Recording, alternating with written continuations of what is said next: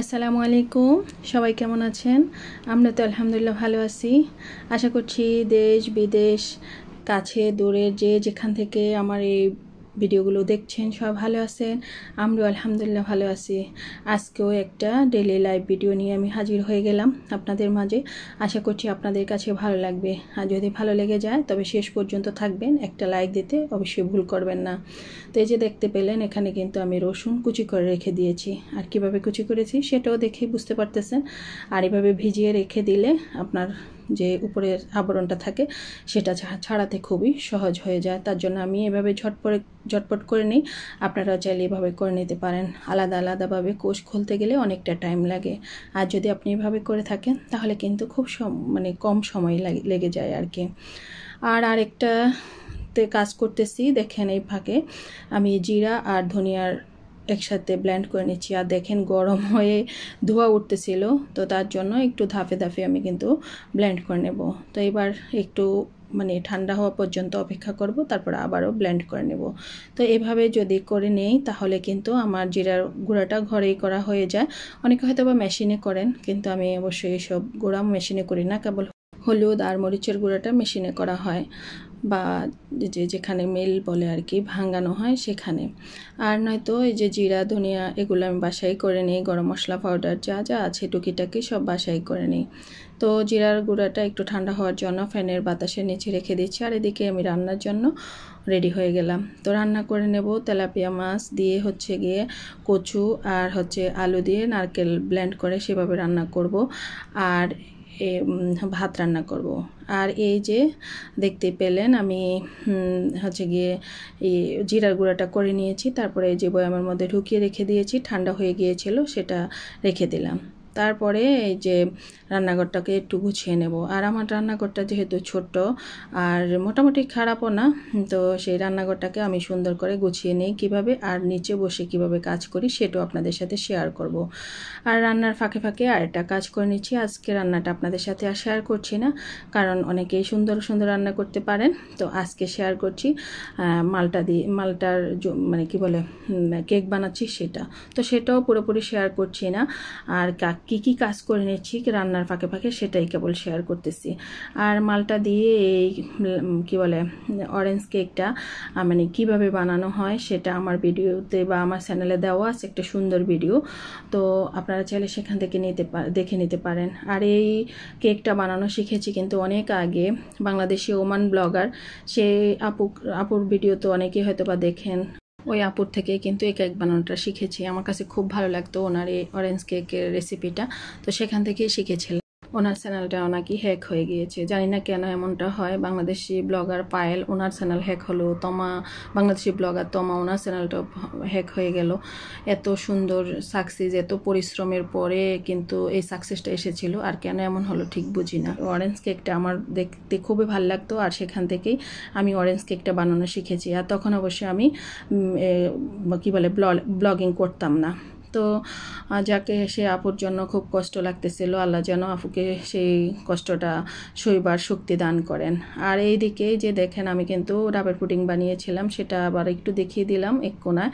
তো সেই পুডিংটা কেটে নিচ্ছি, আমরা খেয়ে নিচ্ছিলাম বিকেলবেলা। মেয়ে প্রাইভেটে যাবে, কোচিংয়ে যাবে, তো ভাবলাম যে তাকেও দেই কেটে, সে খেয়ে তারপরে কোচিংয়ে চলে গিয়েছিল। আর কেকটাও কেটে নিয়েছিলাম বিকেলবেলায়, গরম গরম খেয়ে নিয়েছিল। আর ছোট্ট যে কেকটা সেটা আমাদের আহবাব সাহেবের জন্য রেখে দিলাম, ওর নানু বাসায় পাঠিয়ে দিয়েছিলাম। তো অতটুকুই ছিল আমার আগের দিনের ভিডিও বা সন্ধ্যা পর্যন্ত ভিডিও। তারপরে গিয়ে গতকাল যে দুপুরের আমি রান্না করতেছিলাম আর ফাঁকে ফাঁকে কী করতেছিলাম সেটাই আপনাদের সাথে শেয়ার করছি। তো আর সকালবেলা তো রান্না বান্না বা নাস্তা টাস্তা খাওয়া হয়ে গিয়েছিল। তারপরে আমি এই যে ভুট্টা এনেছিল, তো ভুট্টাগুলো একটু গরম করে রেখে দিচ্ছি। আর যদি গরম করে না রাখা হয় তাহলে কিন্তু পোকা ধরে যায়, কারণ ভুট্টাগুলো তার একদিনে খাওয়া যাবে না। এখানে 1 কেজি ভুট্টা আছে, একদিনে তো অবশ্যই আমরা খাবো না। যেটা মাঝে মাঝে হয়তো বা বৃষ্টি বাদলের দিনে এসব ভাজা পোড়া খেতে ভালো লাগে, তখনই হয়তো বা পপকর্ন করা হবে।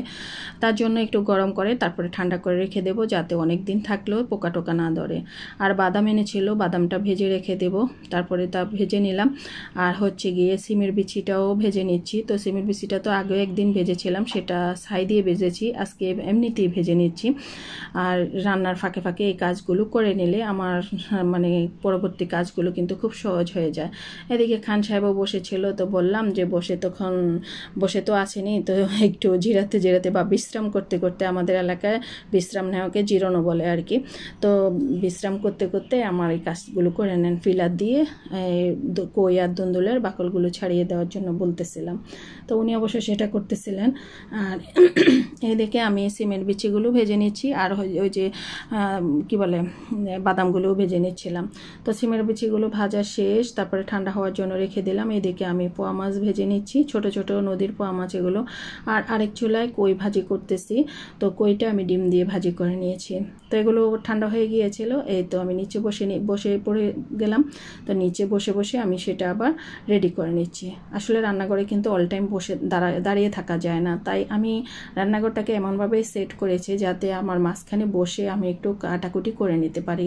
যদিও রান্নাঘরে প্রচুর গরম, আর রান্নাঘরের ঝামেলাগুলো আমার রান্নাঘরে করতে ভালো লাগে, গরম হলেও আমি এখানেই করে নিই। তো চারপাশ দিয়ে জিনিসপত্রগুলো এমনভাবে গুছিয়ে নিয়েছি যাতে আমার মাঝখানে অনেকটাই জায়গা থেকে যায়। তো অবশ্যই আরেকটা ভিডিওতে আপনাদেরকে আমি দেখাবো যে আমি মাঝখানে কিভাবে জায়গাটা সেট করে নিয়েছি আর জিনিসপত্রগুলো কিভাবে গুছিয়ে নিয়েছিলাম। তো এই তো সিমের বিচিগুলো কিভাবে করে নিয়েছি সেটাও দেখতে পেলেন। আমার আরেকটা ভিডিওতে কিন্তু আমি দেখিয়েছিলাম সিমের বিচিগুলো কিভাবে করি। তো কইটা তো অনেকটাই ভাজা হয়ে গিয়েছিল, তারপর আমি একটা ডিম দিয়ে দিলাম। চাইলে নারকেল দিয়েও করা যায়, আমরা অবশ্য নারকেল দিয়েও কই ভাজি খাই। আর এদিকে দুন্দুল আর আলুটাকে কষিয়ে নিচ্ছি, পোয়া মাছ দিয়ে রান্না করব। তো রান্নাটা ডিটেলসে শেয়ার করছি না, সব মানে সাধারণ মশলাই লবণ, হলুদ, জিরা, ধনিয়া আর একটু রসুন পেস্ট দিয়েই আমি কিন্তু রান্নাগুলো করি। আর আমার মাছের তরকারিতে এই ধরনের মশলাগুলোই থেকে থাকে। আর এই যে কই ভাজিটা সেটার মধ্যে কেবল লবণ, হলুদ আর হচ্ছে গিয়ে কাঁচামরিচ, পেঁয়াজ, তেল এইসব দিয়ে করে নিয়েছি। আর এই তো সিমের বিচিগুলো পরিষ্কার করা হয়ে গেল। আর যে কালো কালো যে অংশটুকু আছে যখন আমি ভিজিয়ে রেখে দেবো তখন কিন্তু এগুলো উঠে যাবে। আর এই যে বাদামগুলো এগুলো পুরোপুরি উঠতেছে না, কারণ আমি বাদামগুলো একেবারে পুরোপুরি ভাজি নেই, কারণ এগুলো আমি বিভিন্ন রোস্ট বা বিভিন্ন খাবারের কাজে ব্যবহার করব তার জন্য। আর যদি খালি খেতাম তাহলে কিন্তু একটু ভালোভাবে ভেজে নিতাম, তাহলে আর উপরের এই আবরণটা থাকতো না, একেবারেই ভালোভাবে পরিষ্কার হয়ে যেত। তো আমার এগুলো যখন কমপ্লিট করা হয়ে গেল, ভুট্টাগুলোও ঠান্ডা হয়ে গেল, তাই আমি বয়ামে ঢুকিয়ে নিচ্ছি আর তারপরে আমি গুছিয়ে রেখে দেব। আর এদিকে রান্নাঘরে তো অনেক এলোমেলো জিনিস হয়ে গেল, কারণ কোনো কাজ করতে গেলে কিন্তু অনেকগুলো থালা প্লেট হয়ে যায় আর নোংরা আর কি। তো এই তো ঢালনাগুলো, চালনি টালনি, কড়াই টড়াই যা আছে এগুলো আবার আমি ফাঁকে ধুয়ে নেব। আর এদিকে খান সাহেব বাড়ি থেকে একটা কাঁঠাল এনেছিল, সেটাও আমি কিন্তু আবার ছিলে নেব। তো সব কিছুই দেখবেন কিভাবে করতেছি, অল্প সময়ের মধ্যে একটু টেকনিক করে যদি আপনি কাজগুলো করে নেন তাহলে কিন্তু খুব সুন্দরভাবে কাজগুলো আপনার সেট হয়ে যায়। যেহেতু এতক্ষণ আমি ঝাড়াঝুড়ির কাজ করেছি, তো অনেকটাই বালু উড়ে গিয়েছে, তাই বালিগুলোকে দৌড়ানোর জন্য এই যে সেই ব্যবস্থা করতেছি, একটা কাপড় দিয়ে আমি ভালোভাবে মুছে নিচ্ছি। আর এই কাজটা যদি আপনি প্রতিদিনই করে থাকেন একটু একটু করে রান্নার ফাঁকে ফাঁকে, তাহলে কিন্তু আপনাকে আর ডিপ ক্লিন করে নিতে হয় না।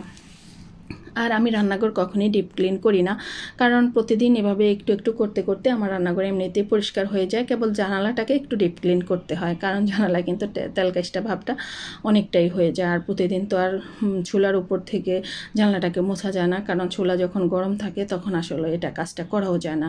তাই সেটা হয়তো বা মাসিক বা 2 মাসে বা 3 মাসে একবার আমি করে নিই। আমি না করলেও যিনি আমার ঘর মোছেন তিনাকে বললেও তিনি করে দেন। তো এই তো আমার ছোট্ট রান্নাঘরটাকে আমি সুন্দরভাবে আস্তে আস্তে গুছিয়ে নিচ্ছি। আর এইভাবেই কিন্তু আমি আমার প্রতিদিনের কাজগুলো গুছিয়ে নিই।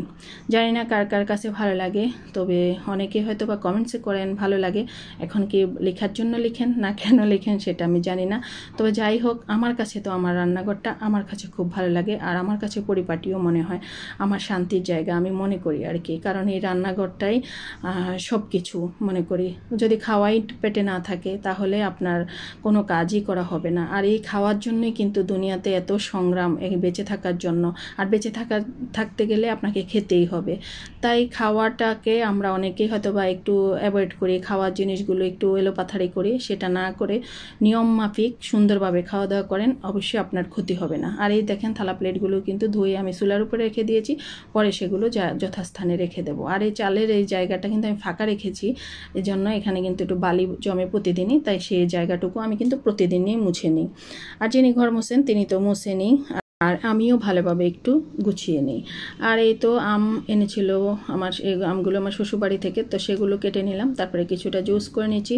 এখন তো দুপুরবেলা গরম লাগতেছে, গোসল করতে যাব, অনেকটাই ঘাম শরীরে, তো আগে খেয়ে তারপরে ঠান্ডা হয়ে যাব। আর খান সাহেব বলতেছিল উনি কাঁঠাল খাবেন, কারণ কাঁঠালটা পেকে গিয়েছে, তো তাই কাঁঠালটা একটু ছেলে দিচ্ছি, উনি খাবেন, আর যিনি গরমেছেন তিনিও খাবেন। তো তাদের জন্য আমি কাঁঠালটা ছিলে তারপরে টেবিলে রেখে আমি আবার আমার কাজগুলো করে নেব, যেমন গোসল করা, নামাজ পড়া, তারপর হচ্ছে গিয়ে দুপুরে খাবার দেওয়া, সেই কাজগুলো তো অবশ্যই করে নিতে হয়, তো সেগুলোও করতে হবে। আর এখন তো আমার ধোয়াপালার মানে কাপড় চোপড় ধোয়ার অনেকটাই চাপ কমে গিয়েছে, সেটা খান সাহেব অবশ্য আমাকে করে দেয়। উনি যখন গোসল করেন তখন উনি কিন্তু ভারী কাপড় চোপড়গুলো উনিই ধুয়ে নেন, আর ওনার নিজের কাপড় চোপড়গুলোও কিন্তু এখন নিজেই ধুয়ে নেন। অনেক সময় বলি যে রেখে দেওয়ার জন্য, কিন্তু রাখেন না, তিনি নিজেরটা নিজে করে নেন। বললো যে যখন না পারবো তোমাকে বলবো, তুমি করে দিও। তো এই তো মেয়ে কিন্তু আবার একটু কাঁঠাল খাচ্ছে, কিভাবে হাতে নিল ঠিক বুঝতে পারলাম না, কারণ ছেলে মেয়ে দুজনের একজনও কাঁঠাল খেতে চায় না, কেবল ওদের বাবাই খায়, আর আমি খেতে পারি না গ্যাস্ট্রিকের জন্য। তো এই তো টেবিলে রেখে দিলাম, যিনি ঘর মুছবেন তেনার জন্য এক গ্লাস শরবত রেখে দিলাম টেবিলের উপরে, আর হচ্ছে গিয়ে কাঁঠাল, তারপরে খেয়ে নেবেন। তো আজকের ভিডিওটা এ পর্যন্তই। সব ভালো থাকবেন, সুস্থ থাকবেন, নিরাপদে থাকবেন। আল্লাহ হাফেজ, আসসালামু আলাইকুম।